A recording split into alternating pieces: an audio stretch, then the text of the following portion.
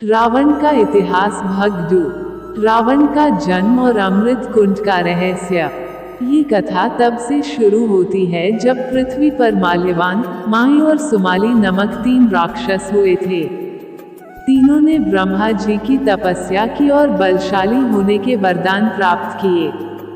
वरदान प्राप्त करते ही सबसे पहले वो शिल्पियों में श्रेष्ठ विश्वकर्मा जी के पास गए और उन्हें शिभावन की भांति एक भवन बनाने को कहा। उन्होंने उन राक्षसों को बताया कि त्रिकुट पर्वत एक सोने की लंका है, जो उन्होंने इंद्रा के कहने पर बनाई थी। चूंकि इंद्र अमरावती में रहते हैं तो तुम लोग जाकर वहां अपना निवास स्थान बना सकते हो।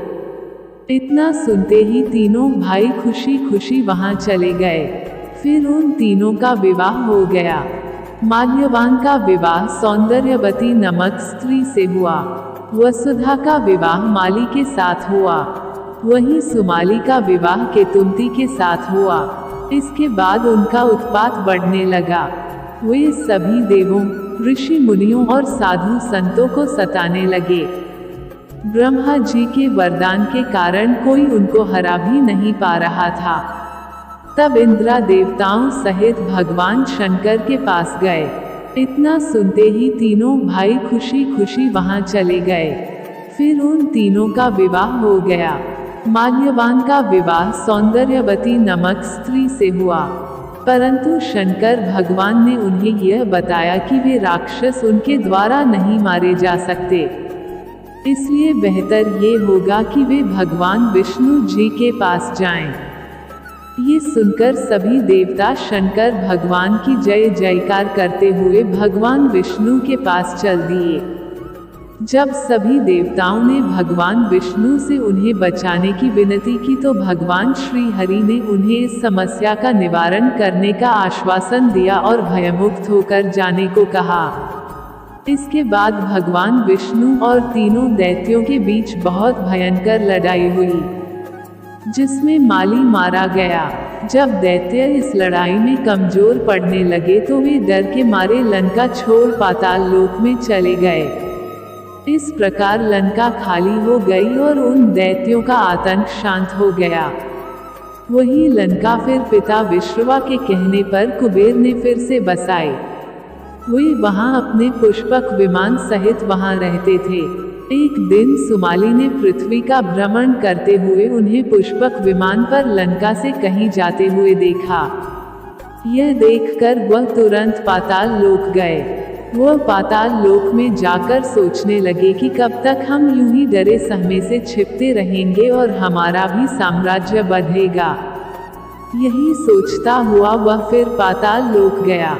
पाताल लोक पहुंचते ही सुमाली ने यह योजना बनाई कि अगर विश्रवा ऋषि के साथ अपनी पुत्री कैकसी का विवाह हो जाए तो हमें देवताओं से भी तेजस्वी पुत्र की प्राप्ति होगी, जो हमारा साम्राज्य बढ़ाएगा। ऐसा सोचकर उन्होंने अपने मन की बात अपनी पुत्री कैकसी को बताई। कैकसी ने वही किया जो उसके पिता की इच्छा थी। जब वह अपने पिता की यह इच्छा लेकर विश्रवा मुनि के पास गई, उन्हें सब कुछ बताया तो विश्रवा मुनि ने उन्हें बताया कि वो गलत समय पर आई हैं। इस कारण उनके पुत्र राक्षसी प्रवृत्ति के होंगे।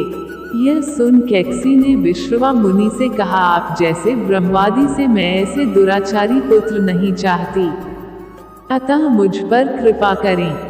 यह सुनकर विश्रवा मुनि ने कहा कि तुम्हारा सबसे छोटा पुत्र मेरे वंशानुरूप धर्मात्मा होगा।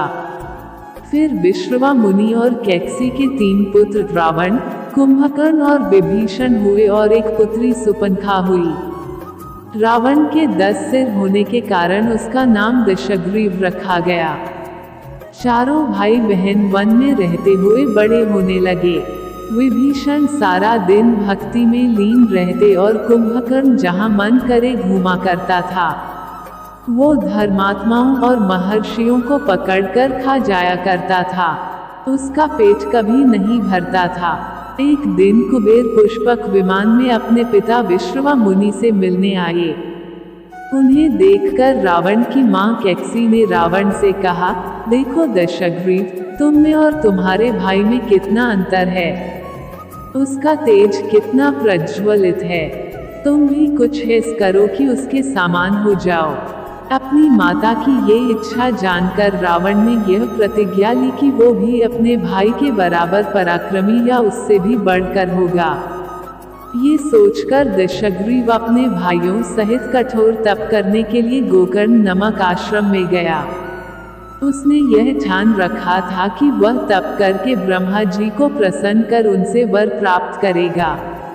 रावण की नाभि में अमृत कहाँ से आया? रावण ने निरंतर 10,000 वर्ष तक तपस्या की।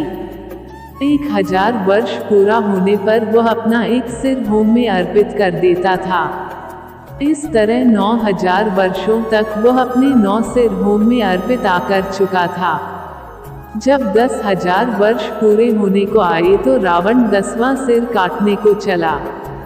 तभी ब्रह्मा जी प्रकट हुए और रावण से कहा, हे धर्मज्ञ, तुझे जो वर मांगना है शीघ्र मांग।